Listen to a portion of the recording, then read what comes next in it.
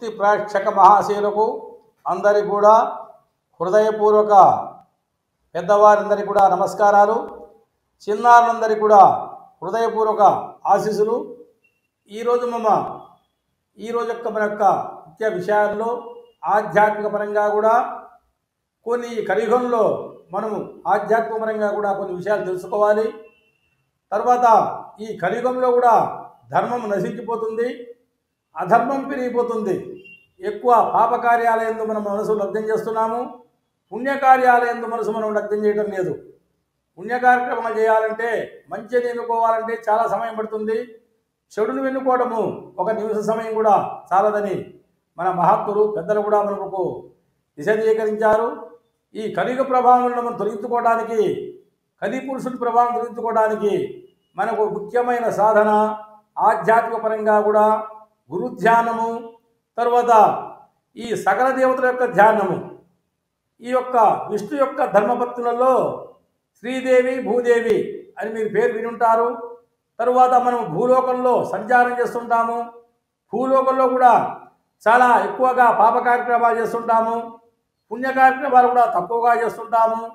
ఈ భూభారం పెరిగేటప్పటికల్లా పాపాత్తుల భారం పెరిగిపోతుంది, పుణ్యాత్తుల భారము చాలా తక్కువగా అవుతుంది. అలాంటి సమయంలో భూదేవి కన్నీరు పెట్టుకుందట శిరస్సు వంచి.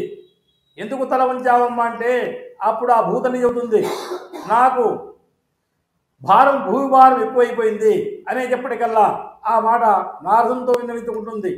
ఆ నారదుడు ఏం చెప్పాడంటే, తల్లి జై శ్రీమన్నారాయణ అని స్మరిస్తూ ఈ నారాయణ అంటూ ఈ యొక్క నారద మహాముని చక్కగా వైకుంఠంలో ఉన్నటువంటి శ్రీ మహావిష్ణువు విన్నవించుకోమ్మ నీ నాథునికి అనే చెప్పటికల్లా ఈ యొక్క భూదేవి ఆ నాథుని దగ్గరిపోతుంది. నాథ విలపిస్తుంది. ఎందుకు దేవి విలపిస్తున్నావు భూదేవి అని అడుగుతాడు. అప్పుడు ఈ యొక్క చిరునవ్వుతో అడుగుతాడు యొక్క ఎవరో వెంకటేశ్వర స్వామి వారు, విష్ణుమూర్తి, శ్రీమన్నారాయణ స్వరూపుడైనటువంటి భగవానుడు. అప్పుడు ఆమె విన్నవిస్తుంది, శోక భారంతో ఆవేదనతో వినిపిస్తుంది, నాకు భూభారం ఎక్కువైపోయింది, ఈ భూభారాన్ని తగ్గించునాదా. ప్రజలంతా కూడా కలియుగంలో పుణ్యకార్యక్రమాలు స్మరించేవాడు తక్కువ, కార్యక్రమాలు చేసేవారు కూడా చాలా తక్కువగా ఉన్నారు. తర్వాత పాప కార్యక్రమాల యందు ఆసక్తి చూపుతున్నారు. దీనికి ఏదైనా పరిష్కార మార్గం చెప్పమంటే అప్పుడు విష్ణుమూర్తి చెబుతాడు, త్వరలోనే నేను భూభారం తగ్గించే ప్రయత్నం చేస్తాను. కలియుగంలో పాపాత్ములు పెరిగిపోతారు, అయినా కూడా పాపాత్ముల భారాన్ని సరించడానికి భగవన్నామం స్మరించని వారందరినీ కూడా అంతం చేస్తాను, పుణ్యాత్ముని నేను కాపాడుతాను, నీ యొక్క భూభారాన్ని తగ్గిస్తా దేవి అని భూదేవికి ఈ విష్ణుమూర్తి అభయమిస్తాడు. అలా విధంగా కూడా భూభారం నాటినాటికి కొంతకాలానికి కూడా భూభారం కూడా నశించిపోతుంది. పాపాత్ములు కూడా నశిస్తుంటారు. పాపాత్ములు పెరిగినా కూడా భగవన్నామ స్మరణతో కూడా వీళ్ళు మార్పు చెందుతుంటారు. కొంతమంది కూడా పుణ్యాత్ములుగా మారుతారు, ధర్మాత్ములుగా మారుతుంటారు అని భూదేవికి సవిస్తారంగా శ్రీ మహావిష్ణువుడు వివరిస్తాడు. తరువాత ఈ పంచపాండవుల యుద్ధంలో కూడా కర్ణుని యొక్క రథచక్రాలు భూమిలో కుంగిపోతాయి. అంటే భూమాత శాపం ఉంటుంది. అప్పుడు నెయ్యి తెచ్చేప్పుడు ఆ భూమి మీద పడ్డప్పుడు ఆ యొక్క కర్ణుడు భూమిని పిండి ఆ గురుపత్నికి బ్రాహ్మణపత్నికి ఈ నెయ్యి తీసుకుపోయి అందిస్తాడు. అప్పుడు భూదేవి కోప్పడి, శ్రీ దుర్మార్గుడా, నన్ను ఇలా పిండినవు కాబట్టి, భూవారు నన్ను పిండినవు కాబట్టి నీవు కూడా నెయ్యి తీసే ఉద్దేశంతో నీవు యుద్ధ సమయంలో పంచపాండవుల యుద్ధ సమయంలో కూడా నీవు నీ యొక్క రథచక్రాలు భూమిలో భూదేవి శాపం పెడుతుంది. ఇదొక నిదర్శనము. ఇంకో కూడా మనం రామాయణంలో కూడా ఏం తెలుసుకున్నాము, ఈ యొక్క సీతామహాతల్లి జనక మహారాజు యొక్క పుత్రిక భూమి నుంచే వచ్చింది. ఆ రకంగా కూడా మనం స్మరిస్తాము.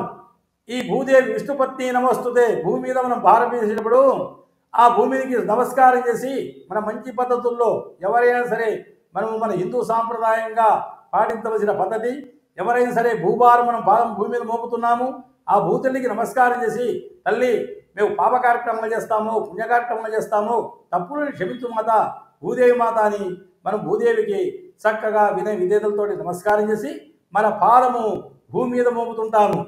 అలాంటి కూడా ఆ భూతల్లిని కూడా మనం గమనిస్తుంటాము. ఇంకా సీతామాతల్లి జనక మహారాజు యొక్క పుత్రిక భూదేవి నుంచి వచ్చేసింది కాబట్టి ఆ నాగలి నుంచి ఆమె పొలంలో దొరికింది కాబట్టి ఇది సీతామహాలక్ష్మి కూడా భూలోకం నుంచి వచ్చేసింది.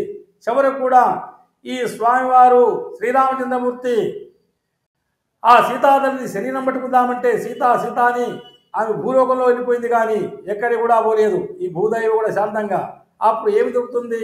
ఆమె యొక్క తలనీలా దొరుకుతాయి. మనం ఆ యొక్క తలనీలాన్ని ఆ శ్రీరామచంద్రమూర్తి నదుల వెంట సముద్రాల వెంట అక్కడ చల్లేస్తారు. దానివల్ల మనకు దర్భలాగా మనం యజ్ఞయాగాదులాగా సీతాదేవి యొక్క తల నీరాలను చాలా పవిత్రంగా ధర్మకార్యాలకు, ప్రతిష్టా కార్యక్రమాలకు, పుణ్య కార్యక్రమాలకు మహాఫలితంగా స్మరిస్తుంటాము. ఇది కూడా భూదేవి మహత్యం వలన ఈ యొక్క ధర్మ కార్యక్రమాలు అన్నీ కూడా మనకు దొరుకుతుంటాయి. ఇది కూడా భూతల్లి యొక్క కథలో ఒక విశేషంగా భాగము. ఇంకా చెప్పాలన్నా కూడా కొన్ని విశేషాలు ఉన్నాయి. ఈ భూభారం వల్ల కూడా పాపాత్ముల భారం పెరిగిపోతుంది. ఈ కలిగ అంతంలో కూడా భూభారం కూడా తగ్గిపోతుంది. నాటికి పుణ్యాత్ముల భారం పెరిగిపోతుంది. పాపాత్ములు కూడా నశిస్తారు, పండు టాకుల వలె రాలిపోతారని శ్రీ శ్రీ సద్గురు వీరబ్రహ్మేంద్ర స్వామి వారు కూడా చెప్తారు. ఈ భూలోకంలో కూడా నా యొక్క నిజమైన భక్తులు ఈ భూలోకంలో నిలుస్తారు, మిగతా వారంతా కూడా పండు టాకుల వలె రాలిపోతారు అని శ్రీ వీరబ్రహ్మేంద్ర స్వామి వారు కూడా మంచి భూదేవిని అనుసరించి మంచి వాక్యాలు చెప్పాడు. ఈ వాక్యాలు కూడా మనము గమనించవలసిన విషయాలు. మనము కూడా భూభారం చేస్తుంటాం కాబట్టి అనేక పాప కార్యక్రమాలు, ఎన్నో పుణ్య కార్యక్రమాలు చేస్తుంటాం కాబట్టి పాప కార్యక్రమాలు ఎక్కువగా ఉంటాయి, పుణ్య కార్యక్రమాల శాతం తక్కువగా ఉంటుంది. అందుకు కాబట్టి భూమాతను క్షమాపణ కోరుకోవాలి. భూలోకంలో మంచి పుణ్య కార్యక్రమాలు చేయాలి. అంటే దేవతారాధన, తర్వాత ఆలయ ప్రతిష్టలు, తర్వాత యజ్ఞయాగాదులు, ఈ భూమికి శాంతించే కార్యక్రమాలు చేస్తుండాలి. భూమాత యొక్క మనకు రైతు కూడా వ్యవసాయదారికి కూడా పాడి పంటలు ఇవ్వాలంటే ఆ భూతల్లేమును కాపాడుతుంది. చక్కగా ఒక రైతు కూడా తల్లి పంట రావాలి అని మేఘాలకు నమస్కారం చేస్తాడు, అంటే చక్కటి వర్షాలు రావాలి.